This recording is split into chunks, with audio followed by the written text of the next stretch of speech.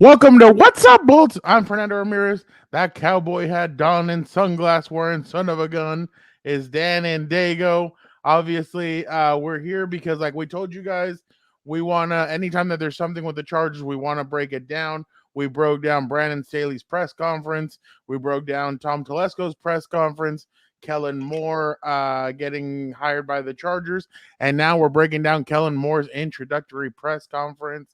Dan, now that you've had a couple of days to kind of mull it over and think it over, does it get you a little bit excited getting to now? I mean, the new direction that the offense is going in with Kellen Moore coming over and him having experience and being a former play caller. 100%, because it's like we talked about last time. There, you can't get any worse than Joe Lombardi. I think you kind of hit rock bottom there. And this is the other thing that gives me hope, like we talked about also previously. Dak Prescott is nowhere near the talent, the IQ, the whatever you want of Justin Herbert, the son of Odin, god of lightning. So if he could manage, 10 plus win seasons with that offense, with him running it. And, with arguably they might have better running backs, but we had better weapons, I think, at the receiver position. Keenan and Mike, I think all they had was really CD. And I see Schultz and I think the other guy's Tony. I'm blanking on his name, but the other guy, more as role players, if you understand what I'm saying. So I think the sky's the limit, honestly, because if he can do that with them, there's no way with the son of Odin, like he's not going to break passing records, if that makes sense. There's no reason why next year he doesn't throw for 5,000 unless obviously injuries and all that stuff hopefully doesn't happen. But I'm excited, but you know how it is, Frown. Hope's a dangerous thing. I'm waiting until the first week of the season, then we're going to find out what's up. Yeah, so yeah, and I mean it's gonna take a while, so that's why I told people, like, you guys got to be patient because nobody's gonna know how this is gonna look, because obviously the Chargers, like I've said before, they don't really show anything during training camp. I mean, I gave you guys the example, Gilbert and I kind of gave you guys the example last time that we didn't know about Justin Herbert when training camp first opened with Anthony. And I know that's Anthony Lynn. By the way, Anthony Lynn has he will be Interview or what? Interview. Thank you. Yes, he will be interviewing for the Washington Commanders offensive coordinator position. Oh, wow. Whatever you feel about Anthony Lynn, it doesn't matter. Anthony Lynn was always great with me. He was always great with Gilbert. We see him as a compa. We see him as a friend of the show. So we will be shouting him out. So Anthony, we hope that wish him the best. Yeah, we wish you the best and hope that you get the best position possible for you. And that's awesome because Ron Rivera is also a friend of the show. We've had him on. We've had Anthony on. So that'd be awesome to him to get on there. That's definitely awesome. But back to Kellen Moore. So obviously the Kellen Moore thing happened very fast. It was literally, we were watching Monday, and this is what I wrote about Sunday morning. He was the offensive coordinator by about the first quarter of the first game, the 49ers and the Eagles. You get coaches are trying to get permission to speak to Cowboys offensive coordinator Kellen Moore, and then halfway through the game, or in the third quarter of the game, Kellen Moore has parted ways with the Cowboys, and then by the next morning at like 8 a.m., Kellen Moore is the new offensive coordinator of the Chargers, and you're like, what the heck? Like, what a crazy 12 hours that was. Yep. And right now we'll hear from Kellen, but definitely interesting to hear what he had. Well, yeah, you know what? Let's get to it. Let's hear what Kellen Moore had to say about joining the Chargers staff and also parting ways with the Cowboy staff. A Cowboy staff, mind you, that he had been around for years and years. He had been there since like 2015 when he joined as a quarterback. So he had been there for a while. So let's hear what Kellen Moore had to say. I love Dallas. I've been fortunate. I've been in one spot for 8 years, 3 years as a player and 5 years as a coach, and love everything about that place. It's certainly a very special place to me. And as we went through the process, just felt like sometimes change can be really good for all of us. And felt like I was kind of in that space. I think it works for both sides. I think it's an awesome opportunity for Dallas, awesome opportunity for me. Certainly really, really excited for how this thing all played out. So Dan, right there, key words were sometimes change can be really good for all of us. And then the other part was, and I felt like it was I was in that space. So obviously there could have been some friction. Yep. There was some friction. There was some challenges worked out between I think what the Cowboys really were hoping was Carolina was going to hire Kellen Moore as their head coach, and that way he could have left.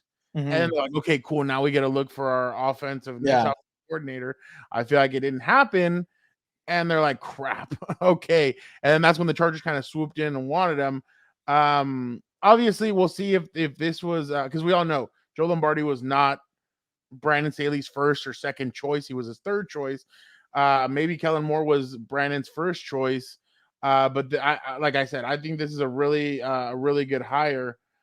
Just because obviously Kellen knows about the team. He knows offenses. I mean, literally. So this is so basically his offense was here. I got the thing right here. His offense was so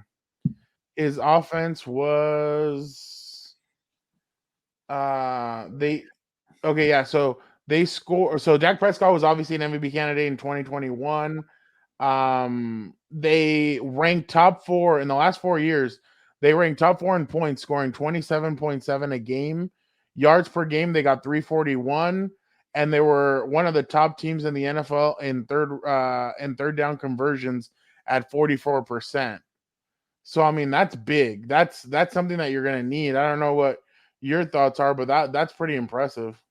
I think the Chargers average about 17 points a game or something like that. It was pretty low. So it was about 23 or 24, but 23 or 24. Oh, okay. Yeah. I guess never mind then. There you go. But I think the key right there is what you said, the third down conversions, because I think that's been a big problem. They cannot sustain drives, especially in the second half games. And we talked about that all year. We talked about it last week. How do you win games and be successful? You sustain drives, you eat up the clock, you're physical, you tire out the defense. And more importantly, you keep the Patrick Mahomes, you keep the I was about to say Tom Brady, RIP. He's gone now, I guess. Not RIP. Well, his career, that's what I'm talking about. It's done. He's retiring, yeah. Yeah, but well, Jordan came back twice. Who knows? Maybe Brady might. I think if San Francisco calls, he'll at least pick up the phone. But yeah, you keep the Joe Burrows, the Josh Allens, you keep them on the sideline and you sustain drives. That's how you win football games, because one thing a quarterback needs is volume of reps to get in rhythm. That's 100% what always helps them get in rhythm and everything else. And, you limit those, the margin for error is a lot smaller. He's not going to feel as comfortable and stuff like that. So, I think that's already a big upgrade, hopefully, for this upcoming season. But it's like we talk about. We're not going to know diddly squat until week 1 rolls around and they're playing some real competition. Coincidentally enough, where these two guys, because everybody's like, well, how are this connected? Because everything that Brandon Staley's kind of done, all the coaches that he's hired, he's connected to them somehow, or they're connected to him, or something. Kellen Moore seems like kind of like, okay, well, where did this come from? So obviously, last year the Chargers had a joint practice with the Cowboys, and Brandon Staley and Kellen Moore met there.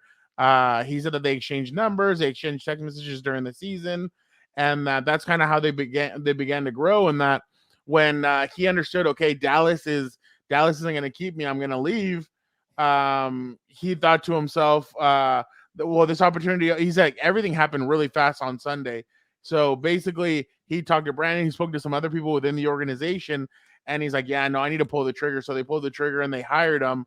And it just seemed like I told you, it seemed like Brandon really, like, they didn't let their man leave. They wanted him, they kept him, and they didn't let Kellen Moore leave. Because I think Ian Rappaport had tweeted out that Tampa Bay was also wanting him, and that there were some other teams that were going to inquire him as an offensive coordinator, but the Chargers didn't let him leave. And now, obviously, he's they were like, psych. Yeah, exactly. They're like, we want him, we want to keep him. So and I mean, he was saying a lot of the right things, but here are going to be two sound bites. Both of them are of him talking about Justin Herbert and him doing that commercial together that we showed you guys last episode, and then obviously his relationship with Justin Herbert. So here's what Kellen Moore had to say about both of those things. It was actually pretty good what he said. Oh man, that's a yes. It's amazing how life can come full circle here on you. So we did those this summer, and I'm sure everyone's going to run with them pretty well. And just your relationship with Justin, like how well do you know him, and how eager are you to work with him? Just really, really excited. Obviously, laughing about those commercials, but we did get a chance to spend a few days this summer together as we kind of went through that. Both from the Northwest, so I think we have a decent amount of kind of crossover, relationships and stuff. Hadn't spent a ton of time with them outside of those couple of days, but I've always watched him from afar. Loved watching him play at Oregon. Certainly what he's done in the NFL, and so just really, really excited. He's an awesome person, awesome player. Certainly, we know all the physical talent, but I'm just really, really excited to work with him. When I tell you this guy's Augustus Gloop in the chocolate factory, like I mean it. Like I know everybody thinks I'm just joking right now. Like that's what I get from Kellen Moore and the excitement that he has to get to work with Justin. Dan, obviously he said I knew him I watched him while he was at Oregon. At Oregon, Justin played differently than he's playing here with the Chargers. At Oregon, he moved around the pocket, he threw down the field. There was a lot of long passes, there was a lot of big play ability because of Justin's cannon of an arm. It feels like that's kind of what Kellen Moore wants to get back to with Justin, have him throw down the field, have him do different things. And I mean, I know there was a lot of frustration last year with Joe Lombardi. And I'm going to admit it. It did feel at times like we were watching Drew Brees' offense, and Drew Brees' arm was shot. So we all knew that he couldn't throw more than 15 yards down the field. And it felt like that's what Joe Lombardi was having Justin Herbert run. And you're like, dude, what are you doing? Like, this guy is a cannon for an arm. So I don't know what you think, but it seems like Kellen Moore is very it seems like he's going to come in here and change things up. You're totally right. He's going to change things up for two reasons, right? Number one, he understands, I guess the spotlight that is the Los Angeles Chargers, in my opinion. They're always, we saw last year how everybody talked about it and everything else. Guaranteed they'll probably have a lot of spotlight this year also, because it's Brandon Staley's third year and everything else. And everybody's going to see what's going to happen, expectations, yada, yada, yada. We know that's regular offseason stuff. I think the other thing he understands is that he might be an offensive coordinator for the Los Angeles Chargers for 1 year if he does a really good job. A lot of these offensive coordinators, defensive coordinators, everything else are getting poached left and right because everybody's looking for the next wonder kid, McVay. I'm not going to say LaFleur. No, won't say it. Shanahan and everybody else. And I think he understands that. I think if the Chargers manage to pull out, I'm not going to say 10 because they've been around 10 the past 2 seasons. If they manage to pull out, I would say 12, 13, 14 wins next season, and the offense looks completely different, I can almost guarantee you he's not going to be the offensive coordinator the following year because people are going to be interviewing him about jobs. And who knows what kind of openings are going to be up next year. So that's what I think. Obviously, the motivation is a Lombardi trophy, even if it's as a coordinator. But I think he understands that with this offense, Justin Herbert could be his meal ticket 100% to finally getting over that hump and getting a head coaching job because he's had looks. So obviously, there's a reason why he hasn't had it yet. And maybe he thinks, obviously here he can execute correctly, help Justin Herbert have one of his best seasons yet. And it'll land him a job somewhere, almost guaranteed. We've been seeing it the past few off seasons. That's pretty interesting, Dan, that you did mention that, because that is a big thing too. I felt like whoever got hired at this position, hell, Joe Lombardi a year ago was in line for that Jacksonville job. He got interviewed. He only made it through one interview, but still, that was one interview. A couple of other Charger assistant coaches or position coaches had been in line for defense, like. They interviewed for defensive coordinator positions and other stuff. Obviously, didn't come into fruition, but Kellen Moore was in line last year for that Dolphins job, but they went with Mike McDaniel. Then this year, that Carolina job, he was close to it, but they ended up going with Frank Reich. Yep. Maybe here at third time's a charm. Maybe this year he does great with Justin, and next year whoever's hiring, they're going to want him. So definitely, you bring up a really good point. So so obviously. Kellen's going to come in and he's going to do his thing, and obviously he's going to want. And I know some people think, oh, well, he's going to come in and try and do the best job that he can because he wants to be a head coach in the NFL, just as 100%. everybody else wants to do. They want to be head coaches and stuff. So he's going to come in, and I really think he's going to. I think he's really going to show something. But here's what Kellen Moore had to say about the skill set of Justin Herbert and kind of what he thinks about what he's seen from him. Dan, you should get I think you're going to get excited watching this. Of these situations, it's just building a system around the players, and this thing we're going to do it together. This isn't a drop a playbook down from Dallas and say we're just you learn this and we'll do this. There's so much good stuff that's going on here. Certainly with Justin and all the guys, Mike, Keenan, we can go on and on. All those guys, what they've built has been there's so much good, and so I think we got to make sure we incorporate that and make sure we don't lose all the good that's going on here. And certainly there'll be stuff from Dallas that we'll want to incorporate that I certainly have familiarity with. But then, kind of once you get through those two steps, let's go explore this thing together and let's figure out what we ultimately want this thing to be. Justin, we know the physical talent, obviously does a tremendous job. I think it's been really cool to watch him from a fundamental perspective as he's gone from Oregon into the NFL and transitioned and started playing under center and has done such a phenomenal job of that in the play action game and the movement game. And, we know his ability to throw it downfield. And so I'm just really, really excited to be able to work with him and hopefully help him in some way as he continues to build the career that he's going to have. Is he a fan? Has he been watching this program?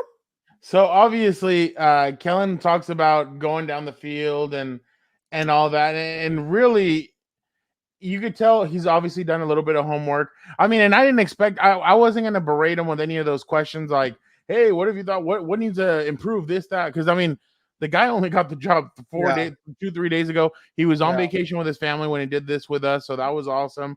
But I'm sure as soon as he gets into the building and he moves to LA, he's going to get right to work.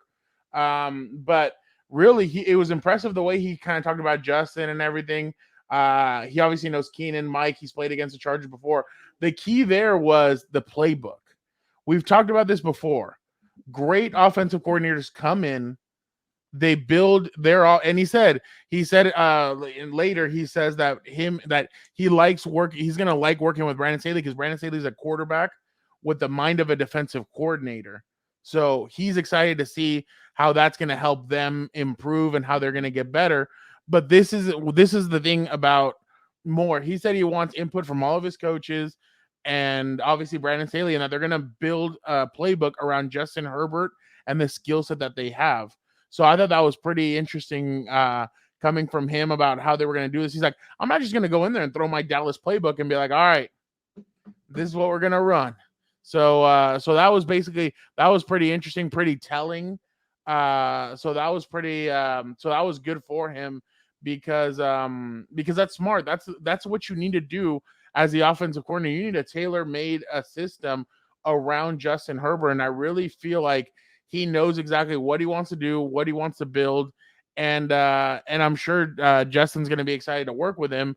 And this offense, I think, is going to look a lot different in 2023, especially because I feel like, I know they don't have much money, but I feel like the Chargers are going to shift some things around, and I think they're going to try and get some pieces that are going to fit. Well, yeah, but I mean, like, they're going to have to get some pieces that fit his system and fit with the Chargers because I mean, we've said it about other positions and everything, but Dan, what did you make about what he had to say? And then obviously he said throwing down the field. So I don't know what they want to do with this offense. He mentioned Keenan, Mike. So I mean, obviously that must be exciting for you. 100%. Like I said, he must be a fan. He must have an assistant or something like that watching your favorite program, because we have talked about this left and right. And that's the stark contrast, in my opinion, between Joe Lombardi from last year to what we saw with Kellen Moore when he was with the Cowboys. With the Cowboys, he had a lot of different moving pieces. At one time he had Amari Cooper. Now he doesn't have Amari Cooper, and it was still productive. It's not like there was a drop off. And I think that's what separates, good coaches from great coaches. The great coaches, they will know how to get your, we always used to joke about this when the Patriots were dominating, that Bill Belichick could get a bag boy from Walmart and make him an all-pro. We saw that left and right, where you saw guys you had never heard of, never drafted. He always got guys from schools in different divisions that made no sense. But for whatever reason, he knew how to get the best out of them. And that's what you need to do as an excellent coach. It's not about what you can teach. You have to get them, number one, to buy in, have ownership in the offense, and that's when they're going to want to execute, because their name's at the bottom of it, if that makes sense. Like, they're signing off on it. So now it's on the coordinator and the players, because they were a part of the process. So that's I think the greatest misconception about coaching is that it's all about getting the players to buy in and working for, and almost, shifting your belief playbook and whatever to make sure it best fits the player, if that makes sense. Like, if Kellen Moore was used to, fast receivers, this and that, I'm sure he's going to have the mental aptitude to be like, okay, Keenan and Mike are kind of more route runners. Mike's a deep threat. Let's see how I can adjust my style of play, my type of playbook to their skill sets. And, I think that's what's made that team go 10 plus wins in a season for 2 straight seasons. Maybe they had a third that I'm just not remembering, but hopefully he also brings that consistency from Dallas. Go ahead. What? No, I was going to say bring that consistency with him from Dallas, because for the past few years he's been the coordinator. They've looked really solid. I think he was there with Coach Clapper, right? He was there for Garrett for a little bit. And, even with Garrett, the offense looked pretty impressive, especially Dak's rookie year and all that. So I think it's going to be interesting to see what happens. But like I said, I'm pump the brakes and wait till September, because I'm not trying to get myself hyped up like last year. Here, you mentioned the speed. Here's what Kellen Moore had to say about speed and how they're going to obviously incorporate it. Yeah, speed is always dangerous. We certainly have seen that throughout this league, and when you do have speed, it's certainly a huge advantage. There's certainly other ways as well. Mike's ability to make plays, the 50-50 plays, is phenomenal. You don't see that around the league very often. What Keenan can do to separate and route running and putting him on routes that he's able to make decisions, he's going to make things happen. And certainly, from a scheme standpoint, you hope that you can find a way to create those opportunities still from a schematic standpoint. But speed you can't coach. Speed's very special. Certainly, you want some of it. You don't need, every guy doesn't need it. There's plenty of ways to play in football, but certainly when you do have it, it's a nice little advantage to be able to utilize. So obviously, yeah, they're going to want speed, and I'm sure they're going to be looking for guys to help complement their offense and they get better. But I don't think it's necessarily like. No, it's not do or die. It's not do or die. Yeah, exactly. And like you said, there's other ways that you can make up for it. Speaking of that, we did want to take a timeout real quick to mention a couple of people. I know Dan really pushes for us to shout out the people that shout out us. The reason why I want to do this also is because this individual asked about a certain topic that we're talking about right now. So obviously, Stan Guevara, he put great news. Stan, yes, shout out to Stan. He put great content. Now, do you think we're gonna get a receiver in the first round? Staley should bring an established DC so he can concentrate on being a head coach. I've asked. Let's get with the second part first. I have asked Staley if he's gonna continue being the defensive coordinator and calling the plays. He said, or not the defensive coordinator, Ronaldo Hill is. But him calling the plays, and he said, yeah, he's going to continue calling the plays, and that was it. Like, it wasn't a. Let me give you an explanation. Yeah. No, it wasn't even a conversation. It was just yes. I was like, okay, cool. That's what he thinks. So that's what Brandon thinks. He thinks he should continue doing it. So that's that, I guess. Now, the picking a receiver in the first round. The thing is, the Chargers need to be smart about the receiver that they pick. Obviously, it doesn't look like there's a Jamar Chase or even a Justin Jefferson in this draft, but man, I think in the first round, because you do have the 3 receivers that you have, I think there's going to be more speedy receivers. How do I want to put this? I think there's going to be good receivers later in the draft. So I'm saying honestly right now, because of how good the tight ends are and how deep the tight end draft is with those top 3 guys, and then obviously pass rusher, I think the Chargers need to do both of those. Tight end and pass rusher to me are the number 1 and the number 2, 1A and 1B. They're going to need pass rush. Khalil Mack isn't going to be able to last. I mean, he can still go, but I'm saying you're going to need somebody when Khalil leaves. Why not start grooming somebody now to play opposite Joey Bosa when Khalil's done? And hey, I've always, and this is the funniest part, I've always thought to myself, like, why don't more teams load up? Look at the Philadelphia Eagles. They loaded up on pass rushers. They have so many pass rushers.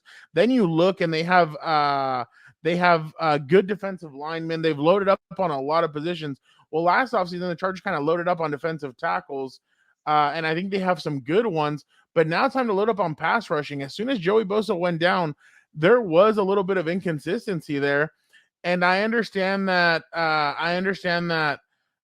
That obviously they're trying to get Chris Rumph in there, but really there was a huge drop off. Khalil Mack was getting double and triple team, and then Kyle Van Noy stepped up at the back end of the season when he really kind of got a handle on everything. And he had 5 sacks in the last 5 games of the season, and he really helped this pass rush out. But there was other weeks where there was no visible pass rush. So they're going to need somebody. I think in the first round, they should be looking at that. But I mean, we'll see what happens with that. But Stan, thank you so much for the shout out. And I hope I answered your question. Tight end and pass rush to me, especially being in a division with Patrick Mahomes, now being in a division with Sean Payton, and then you don't know who the hell is going to be the quarterback with the Raiders.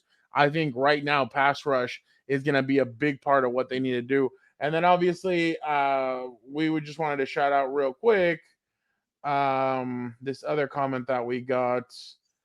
Adam Gross, great show, guys. Love your chemistry. Honestly, Adam, we appreciate that. We've been working on this chemistry for over 25 years, so definitely been working on it.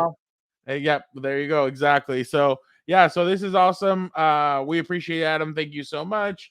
And as we move on, this is so real quick, just to kind of tidy that up. Obviously, your boy Dan and Daygo reads these comments. So you have any questions? Obviously, you send love. We appreciate it. We always try and do the best we can for you. You at least know we're not trying to clickbait you here. We're trying to give you our real takes and knowledge.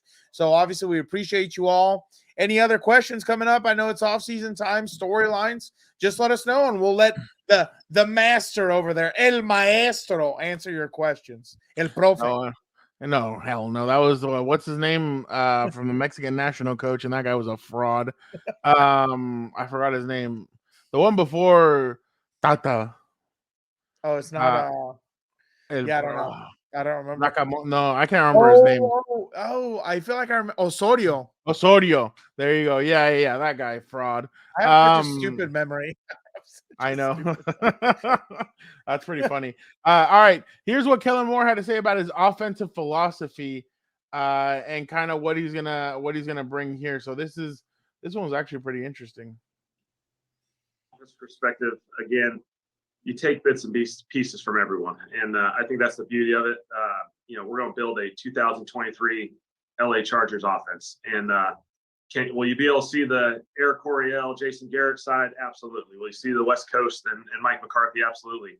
We'll keep things that are in place here that Justin feels really, really good about it, and then we're willing to explore. And I think naturally, just because you haven't coached with certain coaches doesn't mean you're influenced greatly by those guys.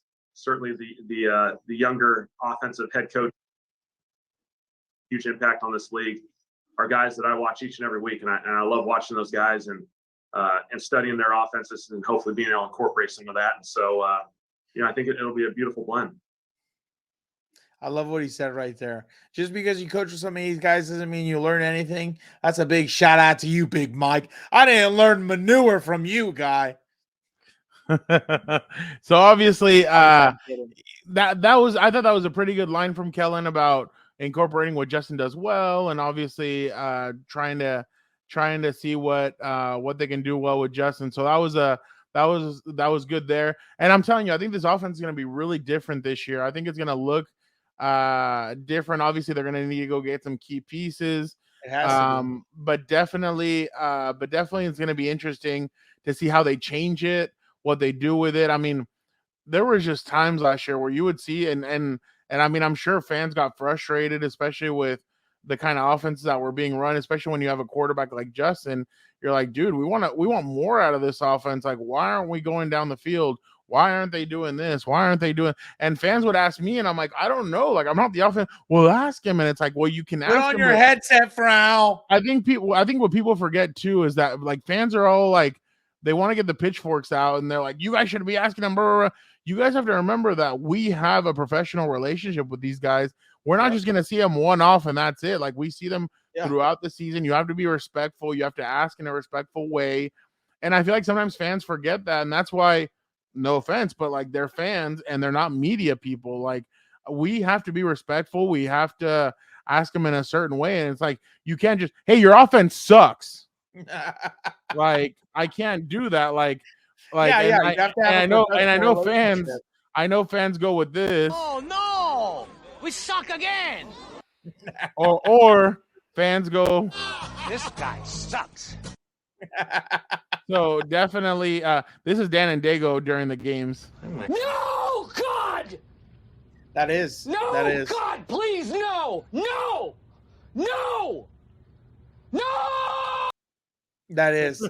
You have no idea how many times, especially last Sunday, conference championship games, watching that Chiefs game. My God, was I screaming that. But that's what I mean. Like we have to be professional with these guys, and we have to ask them in certain ways. So just because you don't hear the question being asked the way you want doesn't mean we're not asking the questions. Just that you have to do it in a different way because we do have to be respectful, and that's just the way it is. I know fans get mad and they send us comments. I've gotten DM. I can tell you all the DMs I've gotten that I'm not doing my job. That it's not Insta models in there, Frau. Oh no! I've gotten. Oh, you're probably eating the donuts in the back while the questions are being asked and stuff like that. And I'm like, this is a joke. But I don't let any of that stuff to get to me. Actually, obviously. When some of these people send me stuff, I'm like, God, I was like, this is funny. And then some guy I remember, and I'm gonna use a line from JB. It looked like he worked at Walmart, which is there's nothing wrong with it. But the guy's like, I could do your job so much better, and I'm like, no. He said, I could be job better than you. Something like that. He wrote it in such a weird way. And I sent him, all I sent him was the AP, to buy himself a copy of the AP handbook, the Associated Press's book on how to write and everything and all that from Amazon. And he like sent me a middle finger or whatever. And I started laughing. Should we have a segment for the fans listening? Open Frau's DMs and see what he has in there. No. Why don't you let us know in the comments? You want to see Frau's DMs? Nope, no, you don't. No, there's nothing there. No, I actually did clean them. I like to do that after the season's over. I look through the DMs that I've gotten and I clean them. Sometimes I will answer. Like fans will ask me questions and stuff, and I will answer. If you're respectful and you're nice, I will answer back. So, but I clean them out after the season's over, and I wait to see the new batch that I'm gonna get the year after. But definitely back on track real quick. I have a question for you, Frau. What? On a scale of everything's all right to threat level midnight, what do you think about the Sean Payton hire for the Chargers in this division? I don't know, because it all depends on Russell Wilson. I mean, what's Russell Wilson going to be? Is he going to be that? I honestly think the quarterback that we saw last year is going to be the quarterback that we're going to see from now on. I think Team 3 has. I don't know about Team 3. I don't know, and I'm sure Sean Payton's gonna. But the thing is, this is my concern with that hire.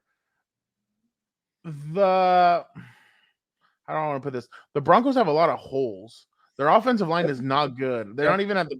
They're not even. I don't even think they're decent. I think they're bad. I think their front seven isn't that good. I know they did a good job last year. I know their secondary is very good, but I think that they have holes. I don't think their weapons are as good as what people think. Their running back was hurt. He tore his ACL. I still think I think they said he's gonna be out probably until October. So they have a lot of holes on their team. I just don't know if they have enough money and they don't. I know they don't have the draft picks, but I don't know if they have enough money to be able to patch those things up. I think this is going to take Sean Payton a while to do this. Are they going to be dangerous? Yes, they are. Regardless, they're going to be dangerous, especially if Sean Payton can convince Vic Fangio to be his defensive coordinator. I know that he hated Denver, that Denver did Vic Fangio dirty, but if he can convince Vic Fangio to be the defensive coordinator, then wow. My money right now is on Vic Fangio taking the 49ers job. But especially with that defense, dude. But if he takes the Broncos job, then holy hell, like everybody better watch out because that defense was really good under him. But that's just me. I'm not at threat level midnight, but I am at, hey, you should be a little concerned because now it's Andy Reid is probably the best coach in the division. Then in a very close second, it's Sean Payton. And then there is a little bit of a gap because these guys have won Super Bowls. Yeah. But I think it's Brandon third because Josh McDaniels we've already seen fail once, Yep. and he kind of has failed again this time around. So, but with Brandon, I mean, he has had them in playoff position the first time. Second time they did make the playoffs, but they blew the lead. But real quick, let's just go through this real quick. Here was Kellen Moore talking about, I believe, here's where he talks about the second running back position and what he wants to do. He had a 2 good back system with Zeke and with Tony Pollard. So this is what he had to say about the 2 back system and kind of what he wants to do here. Certainly, when you look at where the league is now, very few guys are the 20, 25 carries a game type. There's only a couple left in the league, and those guys take a beating. It's a long season. We're playing 17 plus weeks in the season, and those guys you need to keep them fresh so that they're playing really, really good football in December, January, and so on. And so, certainly from my vantage point, what Austin's done has been remarkable. You saw Josh, start to develop a role, and certainly that'll be a situation that hopefully we develop, get 2 or 3 guys in there that can kind of all take turns. I think you saw what Zeke and Tony were able to do in Dallas this past year. I thought it allowed both of those guys to be playing really good football late in the season and as fresh as they possibly could. That's going to be key, by the way, because I remember Austin the last 2 years down the stretch in the final weeks of the season, Austin's all beat up. He looks exhausted. He looks tired. So that's going to be interesting to see what the Chargers, what Kellen Moore can do with that. They need to bring in a second back, man. And if that means cutting Joshua Kelly, if they don't feel like Joshua Kelly can do it, because we've seen glimpses, but then he gets injured. He was hot at one point, but then he got hurt, and he was out for 4 or 5 weeks. That really hampered him the rest of the season. So the Chargers. But then the worst part was he was out. And you didn't see anyone step in to try and fill that role. It was just more Eckler. I blame Joe Lombardi a little bit, and I blame the coaching staff on that one. Yeah, of course. Yeah, they brought in Larry Roundtree. They didn't really give him all that much. Like it was literally Austin Eckler and what was that guy from Sonny Michel? And it was like, why are you running Sonny Michel? Like, give Spiller a chance, give Larry Roundtree a chance, and see what they drafted him for a reason. Exactly. Spiller got almost. Spiller, right? Yeah, Spiller got almost no. No, I don't think he did. Was it Spiller? Isaiah Spiller. Yeah. Isaiah Spiller almost. He almost didn't get any shot this year to do anything, and I thought that was very concerning. That to me means that these guys don't think that he's ready. But then also, I remember in 2013, Mike McCoy benched Keenan Allen the first 2 weeks. It wasn't until Malcolm Floyd had that almost career-threatening injury that he brought in Keenan Allen and let him play, and Keenan then took off after that. But Mike said Keenan's not ready. Keenan doesn't know the playbook. Keenan doesn't know anything. And then Keenan comes out and just balls out completely. It's like, okay, so are you the guy that didn't know crap, or did Keenan was Keenan fooling you and thinking that he didn't know anything? But definitely interesting to see what happens moving forward. Real quick, here's Kellen Moore on the offensive line. We all know the Cowboys are famous for the offensive lines. This is what Kellen Moore had to say about the Chargers offensive line and what he's seen from it. Yeah, certainly. I'm still in the process of going through that. I'm really, really excited. We haven't had an offensive staff meeting yet to really dig into this stuff, but certainly the investment has been huge. Having a guy like Corey as the center, I think you guys certainly probably feel it, but some people I think don't recognize the importance of a veteran center and a guy who really runs the show and operates. And Corey's been one of the best in the NFL for a number of years. And so that is really, really exciting. I think that helps the quarterback, that relieves some of the workload and the volume that a quarterback has to do pre-snap. And having a guy like Corey to run the show has been great. And certainly there's been a lot of invested there from a youth standpoint. Tons of younger players have had an opportunity to play, and I'm excited to just see those guys continue to develop. They're young players. Their future is skyrocketing right now, and I'm just really, really excited to work with those guys. So like I said, Kellen Moore, obviously he had an all-pro at left tackle in Tyron Smith. Now he's going to have one in Rashawn Slater. I'm sure Jamari Sawyer is going to be integrated into this somehow, whether it's starting at right tackle, left guard. I mean, we don't know what's going to happen with Matt Filer. He's in the last year of his contract. He has an out that would save the team almost $9 million. And with them being cap strapped right now, I think they would take something like that, or a relief like that. So obviously the offensive line needs some work. Like I mentioned before, he had said that he hadn't looked at anything, but now he is going to take a look. But Dan, just real quick, any last thoughts on Kellen Moore and kind of what you heard from him? Change is always exciting, Frau. Okay. That's the first thing. Change is always exciting because you've already seen what's happened. And obviously a lot of Charger fans and Charger Nation, or whatever you want to call it, were not very happy with the performance of the offense, and deservedly so, because you're scoring 3 points in the second half. How the hell do you expect to win any games, let alone a playoff game, a Super Bowl, or whatever you want? And, so seeing Kellen Moore, what he did, like I've said the past 2 episodes, seeing what he did in Dallas with Dak Prescott, who, once again, I will say, can't even hold Justin Herbert's jock strap. It's just that's what fires me up right there, is that he is totally upgrading at the quarterback position with and here we go. I'm gonna take another risk. I'm gonna go out there and say a top 5 quarterback in the league. So I can only imagine what he's gonna do. I just hope obviously he gets another running back and he can develop the run game a little more, because I think that's the biggest weakness on this team. And it's exciting. I mean, it's exciting because it's something new. And like I've said the past 2 episodes also, it can't get any worse than what it was last season, because that was abysmal.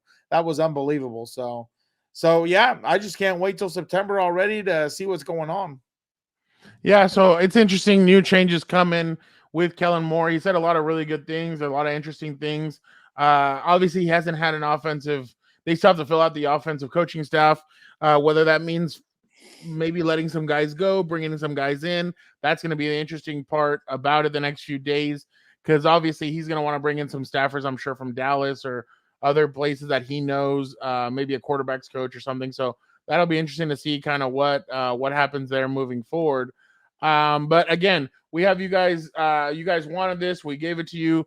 We're going to be doing all kinds of stuff during the off season, doing videos like this. If they hire guys, if they fire guys, if they release guys, whatever breaking news happens, we will jump on. We will do this. Again, guys, next week we will be at Radio Row. We have some fun stuff ready for you guys. We will be doing a What's Up Bolts from Radio Row. You never know who's going to stop by. We do. We know who's going to stop by. You guys don't. That's the surprise. So I hope you guys are ready to see who we got in store for you guys for next week.